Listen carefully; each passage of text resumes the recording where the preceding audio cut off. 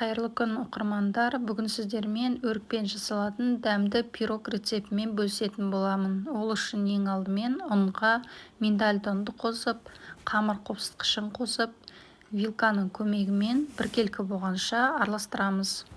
Ескерте кетейін, егер сізде миндальды ұн жоқ болса, онда оны қоспай жасай берсеңіз де болады.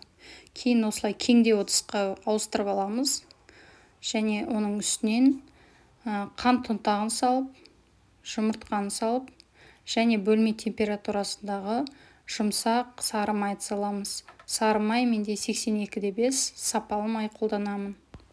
Барлығын осылай салып, пирогтың қамырын илейміз. Қамырымыз осындай өте нәзік, жұмсақ болып шығады. Жұмыс істеуге ыңғайлы.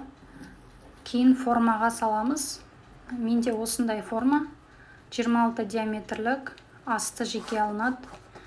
Осы форманың бойымен жаңағы қамырымызды толықтай жайып шығамыз.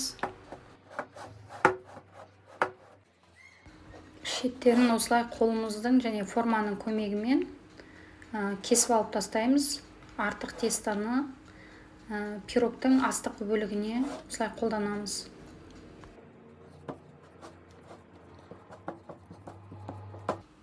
Пирогымыздың қамыры дайын, яғни основасы. Енді начинкасына кірісеміз. Пирогқа қажетті заттардың өлшемі видеоның төменгі жағында жазылған. Начинкасын жасауға кірісеміз. Ең алдымен осылай қаймақты саламыз. Кейін бір жұмыртқаның сарысы.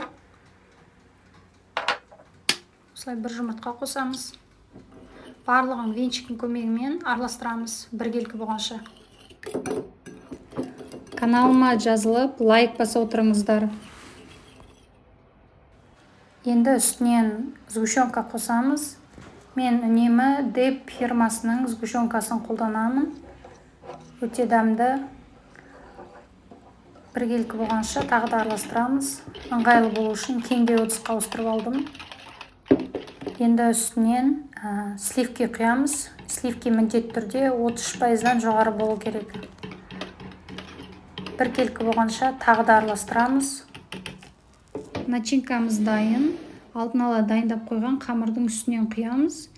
Содан кейін өрікті жіңішкелеп турап қойғанмен алдын ала соны тізіп осылай салып шығамыз. Өріктің орнына басқа да қалаған жемістеріңізді қолдансаңыз болады.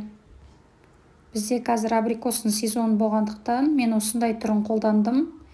Егер сіздерге қолжетімсіз болса, консервідегі түрін пайдалансаңыздар болады.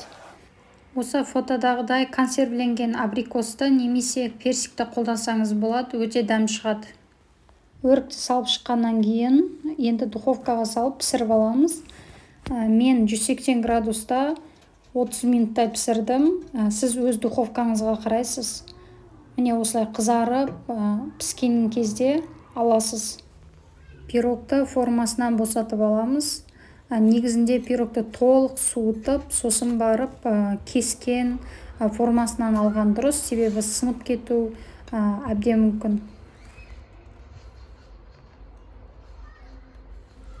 Видеода байқасаңыз, міне пирог осылай қозғағанда начинкасы шет жақтары қозғалып тұр.